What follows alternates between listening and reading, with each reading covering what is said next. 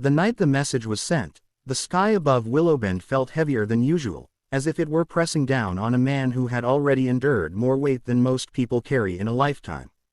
A single father stood barefoot in his dimly lit kitchen, his phone trembling in his tired hand, rereading the flirty text he meant to send to a friend, but had accidentally sent to the coldest, most intimidating CEO in the entire city, Evelyn Hart. And before he could even form a plan, before panic could settle into his bones, a car engine growled outside his small, aging house, and she stepped out. If you believe in kindness, second chances, and the beauty of unexpected moments, please like, comment, share, and subscribe, and also tell us in the comments where you're watching from. James Walker had never imagined himself facing someone like Evelyn. He was just a mechanic trying to keep his life stitched together, raising his 7-year-old daughter, Lily, after his wife passed away 2 years earlier. His days were long, filled with grease-stained uniforms, overdue bills, and the constant worry of whether he was doing enough to fill the void Lily never deserved to feel.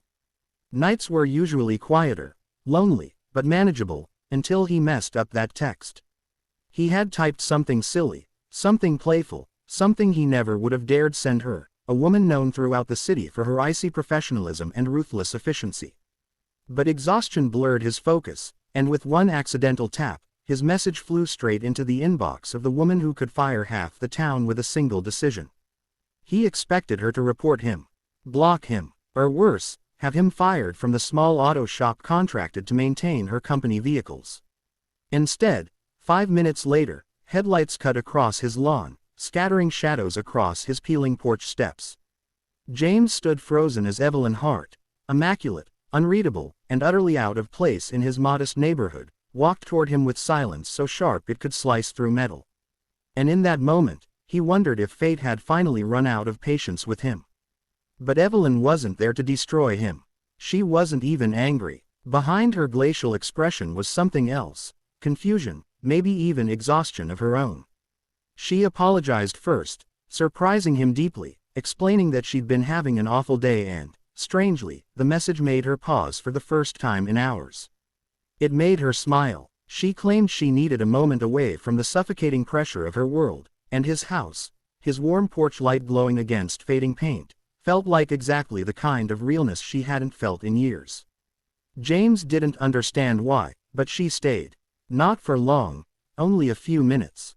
But in those minutes, she noticed the scattered toys on the porch, the bike with the bent wheel, the small shoes left near the door.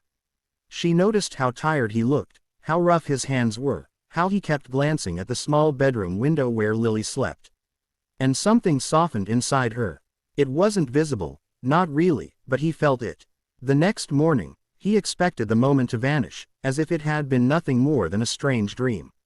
But Evelyn reached out again, asking if everything was all right, subtly checking if Lily had slept well, asking questions she'd never ask anyone else in her company. And slowly, a connection formed. Not dramatic, not rushed, but cautious, like two people rebuilding the ability to trust the world again. James struggled every day with the fear of failing his daughter. Car parts were getting more expensive, bills were piling higher, and every cough from Lily startled him with memories he wished he could erase. He didn't want Evelyn to see that part of his life. He didn't want pity, and he certainly didn't want to be a charity case. But she saw anyway. She noticed how he skipped lunch, how he wore the same jacket through freezing winters, how he turned down jobs that would have given him more money but required him to leave Lily alone. And without telling him, she started finding ways to help, quiet, indirect, unobtrusive ways that she thought he wouldn't notice. But he noticed. One night, after Lily had gone to bed, he confronted her over text, gently but firmly. He thanked her for caring but told her he wasn't looking for rescue. What he didn't expect was her reply, a long, vulnerable message admitting that she didn't know how to help without overstepping, that she wasn't good at feelings, that she didn't know how to be soft even when she wanted to be. She admitted she had spent years building walls so high she barely remembered what it was like to speak to someone without calculating every word. And that was the moment James realized something important. She wasn't the cold CEO people feared.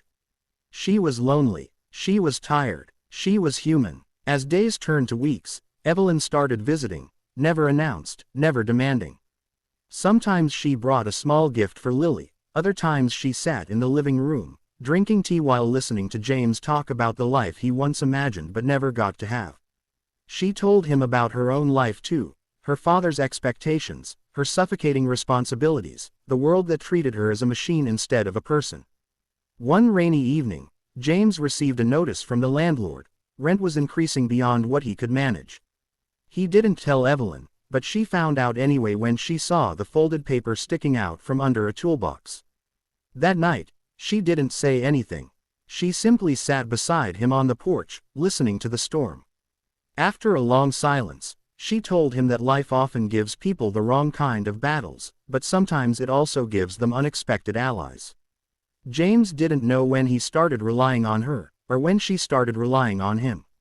But he felt lighter whenever she was near, and for the first time since his wife passed, he felt something warm growing in a place he thought had died. The real turning point came one Saturday morning when Lily ran to Evelyn, laughing, calling her Miss Evie, wrapping her tiny arms around her legs like she'd belonged there forever. James expected Evelyn to tense, to freeze, but she didn't. She knelt, hugged Lily back, and for the first time in her adult life, Evelyn Hart let herself cry. Softly, quietly, but real tears. Tears of someone who had never been given a place where she didn't have to be perfect. Their lives continued to intertwine, not through grand gestures, but through small moments that stitched their worlds together like delicate threads. A repaired bike, a shared meal, a late-night conversation on a tired porch. And one night, when Evelyn admitted she hadn't slept peacefully in years until she met them, James realized something powerful: maybe accidents weren't accidents at all. As the story nears its end, if this journey has touched your heart even a little, please consider liking, commenting, sharing, and subscribing. Your support helps stories like this reach more people who might need a little hope today. And before we end, please comment below: do you believe that unexpected mistakes can lead to the most beautiful chapters of our lives?